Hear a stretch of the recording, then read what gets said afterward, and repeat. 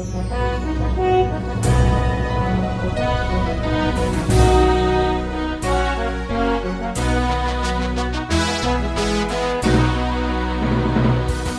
bagi saudara sekalian. Marilah kita siapkan hati dan pikiran kita untuk mendengarkan firman Tuhan. Kita berdoa. Kasih karunia dan damai sejahtera dari Allah Bapa kita dan dari anaknya Tuhan Yesus Kristus menyertai kamu. Amin. Jemaat yang terkasih dalam Kristus Yesus, firman Tuhan yang menjadi nas khotbah dalam epistel Minggu tanggal 4 Mei tahun 2025 tertulis dalam kitab Mazmur pasal 30 ayat pertama hingga ayat yang ke-13. Demikian firman Tuhan. Mazmur, nyanyian untuk mentahbisan bait suci dari Daud. Aku akan memuji Engkau ya Tuhan, sebab Engkau telah menarik aku ke atas dan tidak memberi musuh-musuhku bersukacita atas aku. Tuhan Allahku, kepadamu aku berteriak minta tolong, dan Engkau telah menyembuhkan aku. Tuhan, Engkau mengangkat aku dari dunia orang mati. Engkau menghidupkan aku di antara mereka yang turun ke liang kubur. Nyanyikanlah mazmur bagi Tuhan, hai orang-orang yang dikasihinya, dan persembahkanlah syukur kepada namanya yang kudus. Sebab sesaat saja ia murka, tetapi seumur hidup ia murah hati. Sepanjang malam ada tangisan, menjelang pagi terdengar sorak-sorai. Dalam kesenanganku aku berkata, aku takkan goyah untuk selama-lamanya. Tuhan, oleh karena Engkau berkenan, Engkau telah menempatkan aku di atas gunung yang kokoh. Ketika Engkau menyembunyikan wajah-Mu, aku terkejut. Kepadamu ya Tuhan aku berseru, dan kepada Tuhanku aku memohon. Apakah untungnya kalau darahku tertumpah, kalau aku turun ke dalam lubang kubur? Dapatkah debu bersyukur kepadamu dan memberitakan kesetiaan-Mu? Dengarlah Tuhan dan kasihanilah aku. Tuhan, jadilah penolongku. Aku yang meratap telah Kau ubah menjadi orang yang menari-nari. Kain kabungku telah Kau buka, pinggangku Kau ikat dengan sukacita, supaya jiwaku menyanyikan mazmur bagimu dan jangan berdiam diri. Tuhan Allahku, untuk selama-lamanya aku mau menyanyikan syukur bagimu. Demikian pembacaan firman Tuhan. Saudara terkasih dalam Kristus Yesus, dalam perjalanan hidup ini ada begitu banyak hal yang kita lalui, susah maupun senang, suka atau duka, tawa maupun air mata adalah sesuatu yang kita hadapi, datang silih berganti. Semua orang pasti pernah merasakannya. Demikian halnya juga dengan Raja Daud. Sekalipun dia adalah seorang Raja Israel yang diurapi oleh Tuhan Allah, namun Daud tak terlepas dari berbagai kesulitan dalam hidupnya. Sekalipun Daud adalah seorang yang takut akan Tuhan, namun ada saja kekuatan dari si jahat, dari si iblis, dari pihak orang-orang yang benci kepada Daud, yang merancangkan segala yang tidak baik terhadap Daud. Jika Daud mengalaminya, kita juga pernah mengalami hal yang sama. Cuma perbedaannya adalah bagaimana kita menghadapi pergumulan yang terjadi dalam kehidupan kita. Apakah kita menyerah atau mengandalkan hikmat kekuatan kita, atau mengandalkan Tuhan seperti Daud yang percaya dan mengandalkan Tuhan dalam hidupnya. Apa yang kita simak lewat Mazmur ini ditujukan di sana tentang keteguhan iman Daud yang senantiasa berharap dan bersandar hanya kepada Tuhan saja. Daud berseru dan meminta tolong hanya kepada Tuhan saja. Lalu Tuhan pun menjawab permohonannya.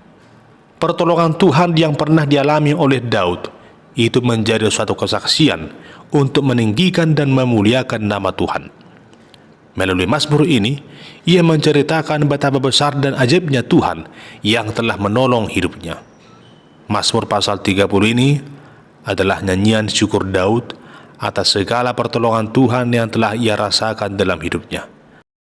Lalu di kemudian hari, sejak tahun 165 sebelum Masehi, Mazmur ini dipakai dan dinyanyikan ketika diadakan pentahbisan bait suci. Dalam Mazmur pasal 30 ini, sesuai dengan konteksnya, Daud mengenal bahwa Tuhan itu adalah sebagai penolong yang setia. Jemaat yang terkasih, lewat Mazmur ini ada beberapa hal yang dapat kita renungkan. Yang pertama, Tuhan adalah pembela umatnya. Saudara terkasih, Raja Daud sungguh telah merasakan bagaimana Tuhan yang telah menolongnya dari beragam kesulitan dalam kehidupannya. Adapun tindakan Tuhan yang ia rasakan adalah Tuhan telah menariknya ke atas. Tuhan tidak membiarkan musuh-musuhnya mentertawakan atau mempermalukan Daud. Tuhan justru memberikan kesembuhan bagi Daud, menyelamatkannya, dan memberinya kehidupan yang penuh dengan damai sejahtera. Ketika Daud berperang melawan musuh-musuhnya, hidupnya selalu disertai oleh Tuhan, oleh karena ia berserah hanya kepada Tuhan saja. Dalam Alkitab dicatat bahwa Raja Daud telah mengalahkan musuh-musuhnya berlaksa-laksa. Dapat kita baca dalam 1 Samuel pasal 29 ayat yang kelima. Namun dalam semuanya itu, Daud mengenali dirinya yang sesungguhnya di hadapan Tuhan Allah. Dalam kelemahan dan kerendahan hatinya, Daud selalu bermohon kepada Tuhan. Ia berkata bahwa hanya Tuhanlah penolong yang layak untuk dipuji. Atas semua pemulihan yang telah dirasakan oleh Daud, maka ia pun bersaksi dan bersyukur atas karya Tuhan dalam kehidupannya. Daud semakin menyadari bahwa kalaupun dia masih hidup, itu merupakan kasih karunia Tuhan saja. Ia mengaku dan membuat satu komitmen yang sungguh dalam dirinya, bahwa Tuhan adalah satu-satunya penyelamatnya, satu-satunya yang layak untuk dipuji dan disembah, satu-satunya yang layak untuk dimuliakan untuk selama-lamanya. Itulah kesaksian Daud bahwa Tuhan adalah pembela umatnya. Yang kedua, bernyanyi dan bersyukur atas segala kemurahan Tuhan. Jemaat yang dikasihi Tuhan, Daud menyadari bahwa Tuhan itu sungguh begitu baik. Sekalipun memang ada waktunya Tuhan itu murka oleh karena kejahatan manusia, namun sebenarnya kasih setia Tuhan dan kemurahannya ia nyatakan atas setiap orang yang percaya kepadanya. Hal ini sangat jelas dikatakan Daud dalam ayat yang ke-6. Sebab sesaat saja ia murka, tetapi seumur hidup ia murah hati. Sepanjang malam ada tangisan, menjelang pagi terdengar sorak-sorai. Jemaat Tuhan, sebagai orang percaya, maka selayaknya kita memuji dan memuliakan nama Tuhan, memohon belas kasihan daripadanya di sepanjang hidup ini. Seperti Daud yang diselamatkan dari ancaman mara bahaya dan maut, demikian halnya kita selalu berseru dan bersyukur hanya kepada Tuhan dan memohon belas kasihannya. Jika kita hidup tanpa Tuhan, maka akibatnya bisa saja fatal. Kita akan mengalami beragam kekejutan yang membuat jiwa kita tertekan dan gundah gulana. Namun dikala kita memohon belas kasihan dari Tuhan, maka segala kebaikan demi kebaikan akan dapat kita rasakan dalam kehidupan ini. Jemaat yang kasih Kristus, seperti Daud yang senantiasa mengandalkan penyertaan Tuhan dalam hidupnya, maka demikianlah kiranya kita semua selalu percaya dan mengandalkan Tuhan dalam kehidupan ini. Seperti Daud, kiranya kita semua bernyanyi dan bersyukur atas segala kemurahan Tuhan. Sebab tanpa kemurahan Tuhan, kita tidak akan merasakan segala kebahagiaan seperti sekarang ini. Maka dengan demikian, seperti Raja Daud dalam kesesakannya, kiranya kita juga berseru, dengarlah Tuhan dan kasihanilah aku. Tuhan, jadilah penolongku. Yang ketiga, Tuhan mengubah duka cita menjadi sukacita. Saudara yang terkasih, semua orang mengharapkan perjalanan hidupnya dalam keadaan baik-baik saja, tanpa ada masalah atau beban hidup maupun pergumulan. Namun pada kenyataannya tidaklah demikian. Bahkan tidak sedikit orang percaya yang naik turun untuk melewati lembah kekelaman dengan persoalan hidup. Demikian pula dengan hidup Daud, sebagaimana dikisahkan dalam Mazmur pasal 30 ini. Raja Daud pernah menderita, pernah menangis, pernah meratap dan berkabung. Namun Tuhan mengubah semua itu menjadi sukacita. Demikian dikatakan Daud dalam ayat 12, Aku yang meratap telah kau ubah menjadi orang yang menari-nari. Kain kabungku telah kau buka, pinggangku kau ikat dengan sukacita. Jemaat yang terkasih, Daud menegaskan bahwa oleh pertolongan Tuhan Allah, ia telah melewati kesulitannya dengan aman, dan bahwa tujuan dari kelepasannya adalah supaya seumur hidup ia merayakan Allah dalam pujian. Allah telah berjanji bahwa tidak akan meninggalkan maupun membiarkan umatnya. Dia adalah Allah yang sanggup membela, memberikan kesembuhan, serta memberikan sukacita kepada kita. Apapun yang kita alami, persoalan hidup, ataupun juga pergumulan di tengah-tengah kehidupan rumah tangga, marilah serahkan semuanya hanya kepada Tuhan dengan segala kerendahan hati.